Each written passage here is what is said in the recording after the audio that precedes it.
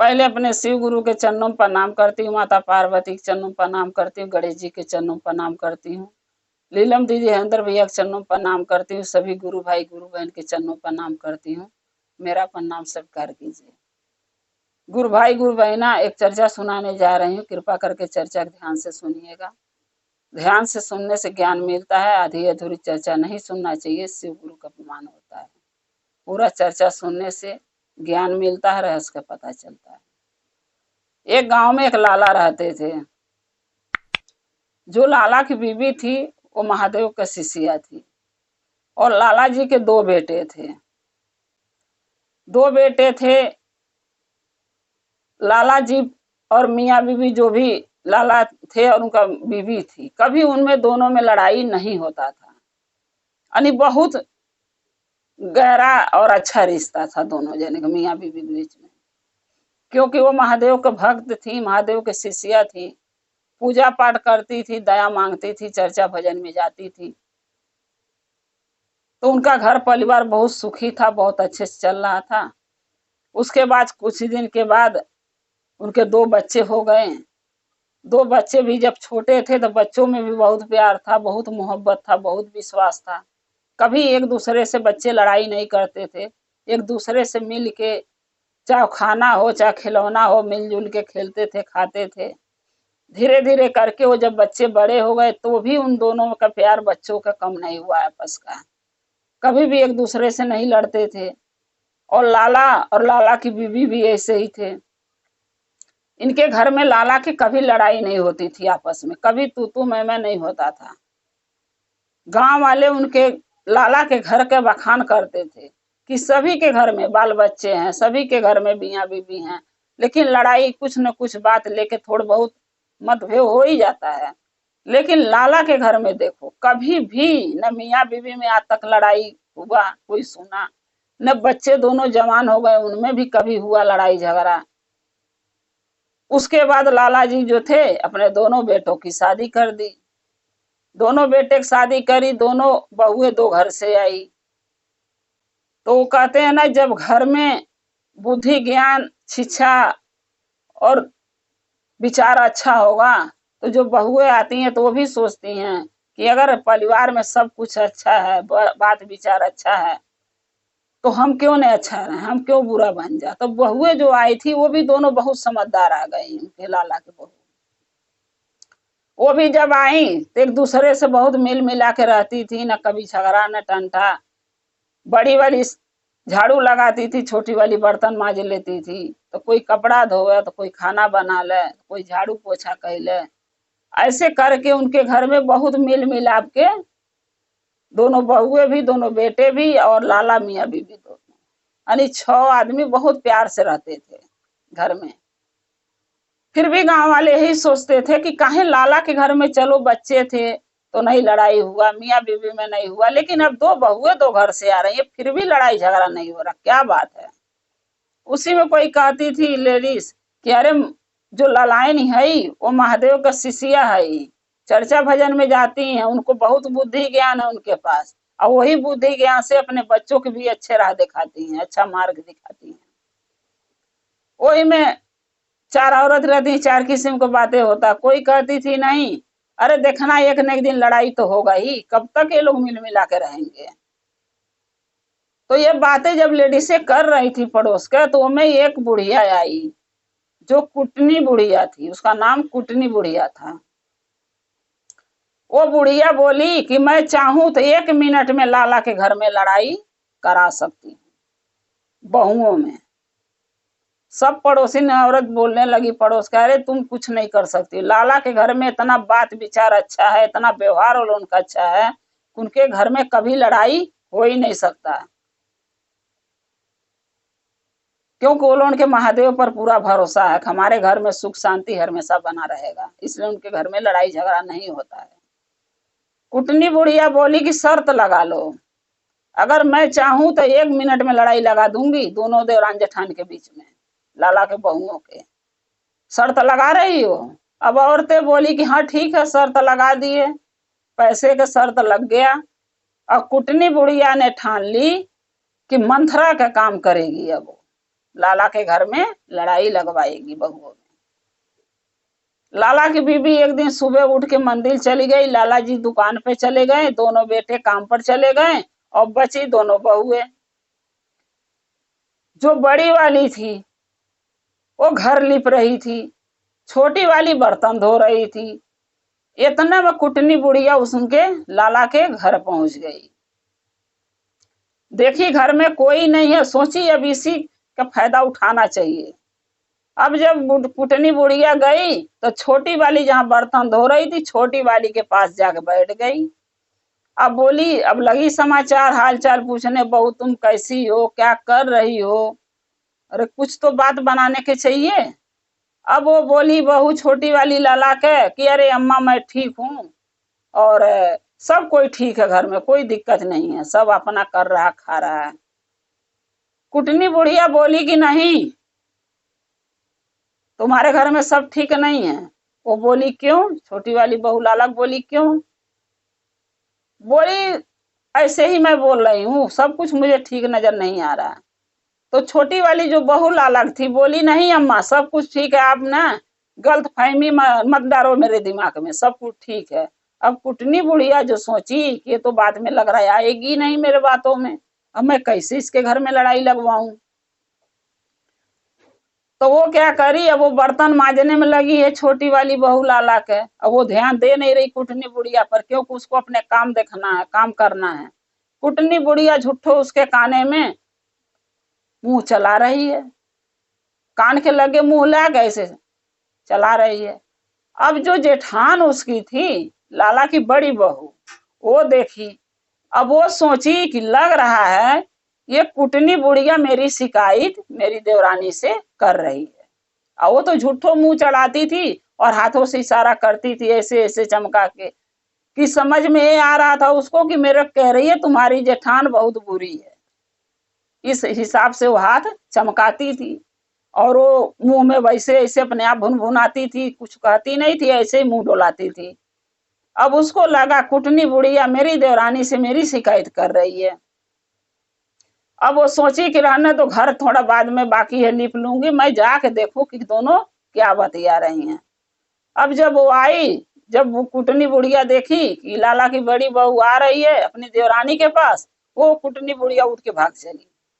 वो चली गई क्योंकि वो तो अपना काम करने आई थी, सो कर दी, गलतफहमी दिमाग में डालना था सो डाल दी। वो उठ के जब चली गई तो जो लाला की बड़ी बहू थी अपनी देवरानी से बोली कि क्या कुटनी बुढ़िया तुम्हारे के मेरे बारे में बताई है, बताओ। लाला की छोटी वाली बहू बोली कि नहीं दीदी आपके बारे में कोई बात नहीं हुआ है, ना वो करी है ना मैं बतियाई हूँ। वो तो बस यही बोल रही थी कि हाल चाल कैसे है, सब घर में कैसे है। मैंने बोल दी सब कोई ठीक है, सब कुछ ठीक है, सब कोई कमा खा रहा है, ऐसी कोई बात हुई नहीं। तो वो जो लाला की बड़ी बहू थी वो सोची कि चलो जाने दो, हो सकता है मेरी देवरानी सही बोल रही हो, बुढ़िया ही ऐसे ही आग लगाती है घरे घरे घूम के। फिर उसको वही बात बन करके बोली जाने दो कोई बात नहीं, चली गई। फिर अपना काम लगी करने और देवरानी बर्तन मांजी। उसके बाद कुटनी बुढ़िया सोची, एक दिन इंतजार करी कि भाई इतना कुछ मैं उसको ऐसे मुंह डोला के भन भना के बोल के आई थी, लेकिन लड़ाई तो हुआ ही नहीं उसके घर में। फिर भी आना भाई ले आई। फिर जब देखी लाला की बीबी चल गई मंदिर, वो सुबह रोज मंदिर जाती थी महादेव का पूजा करने।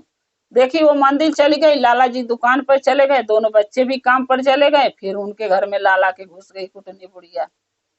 जब घर में गई तो जो बड़ी वाली थी वो रसोई में थी, जो छोटी वाली थी वो बाहर आंगन में दाल धूप में फैला रही थी। अब कुटनी बुढ़िया सोची कि इससे बढ़ के मौका तो फिर नहीं मिलेगा। फिर अब छोटी वाली के ही पास पहुंची क्योंकि वो बाहर के साइड में थी आंगन में। उसके पास फिर जाके हाल चाल पूछी और फिर ऐसे ऐसे हाथ चमका चमका झूठ फूर में देवगर जेठानी और हाथ चमका चमका लाला के बड़ी बहू वो झूठो पुलो मुंह चला रही है। और वो बेचारी जो देवरानी थी वो तो अपना काम कर रही, उसके बातों में ध्यान नहीं दे रही है। और फिर जेठान जब उसका देखी रसोई में से तो देख रही क्या, फिर कुटनी बुढ़िया कुछ न कुछ इसके कान के लगे बोल रही है और मुंह चला रही है और हाथ हमारे ओर दिखा के बोल रही है। अब फिर जो है लाला की बड़ी बहू के फिर शक हो गया। फिर रसोई में से निकल के आई, देखो क्या बतिया रही है। जो ले आए तो ले कुटनी बुढ़िया फिर भाग गई। वो सोची अगर मैं रहूंगी तो मुझसे पूछेगी तो मैं क्या बोलूंगी, इससे अच्छा मैं चली जाती हूँ। और इससे पूछेगी ये नहीं बताएगी तो झगड़ा होगा। हुआ वही बात। जब कुटनी बुढ़िया फिर चली गई, फिर वो अपनी देवरानी से पूछी, लाला की बहू बड़ी वाली, कि ये बताओ आज क्या बोलने आई थी, वो क्या मेरे बारे में शिकायत कर रही है। अब फिर वो बोल रही है लाला की बहू छोटी वाली कि नहीं दीदी, आपके बारे में कोई बात क्या, घर में किसी के बारे में कोई बात नहीं होता है। वो कुटनी बुढ़िया को मैं भगाती हूँ फिर भी आ जाती है और अपने आप बरबराती है। मैं उसका बात का ध्यान नहीं देती हूँ, न उसका बात सुनती हूँ। वो ऐसे ही झूठो मुंह डोलाती है, बरबराती है, चली जाती है। तो लेकिन जो लाला की बहू थी बड़ी वाली, उसके मन में गलतफहमी भर गया। वो सोची कि नहीं, ऐसा हो ही नहीं सकता कि वो मुंह चला रही है और कुछ बोल नहीं रही है और मेरे और हाथ देखा देखा बतिया रही है। जैसे लोग बतियाता सिखाई थी उसी हिसाब से तो मेरे और हाथ देखा देखा बतियाती है, मुंह भी चलाती है। और ये कह रही है मेरी देवरानी की कुछ नहीं बोलती है। इसके मतलब ये दोनों मिली हुई हैं। यानी अपने देवरानी के कुटनी बुढ़िया के सोची बड़ी वाली जेठानी लाला की बहू बड़ी वाली के दोनों मिली हुई हैं, मेरी शिकायत दोनों बतियाती हैं।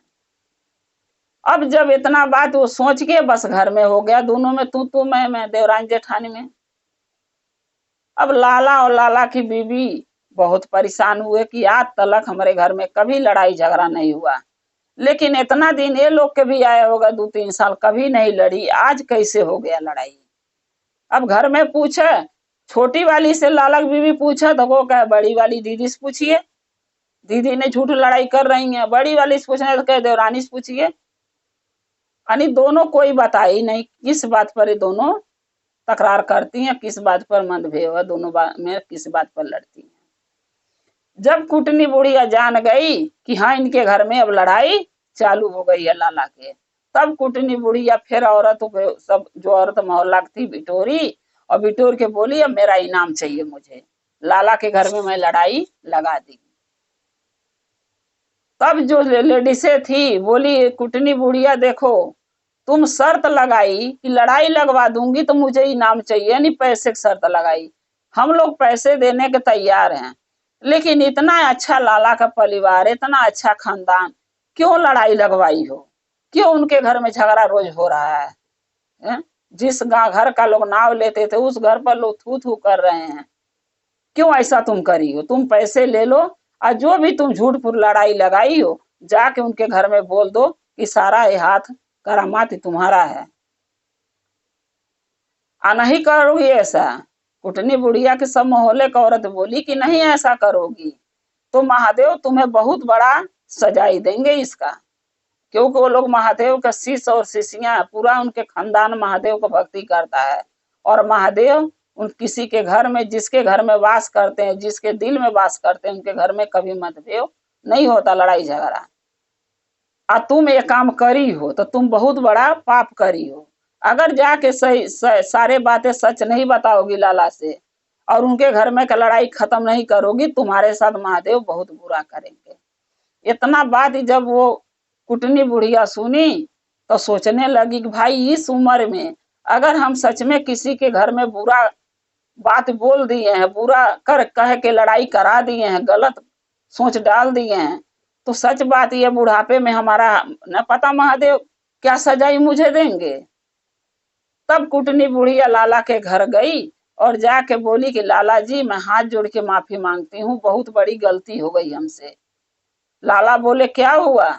बोली कि जो आपके दोनों बहुओं में लड़ाई हो रही है ना, वो मेरे चलते हो रही है। लाला बोले कैसे?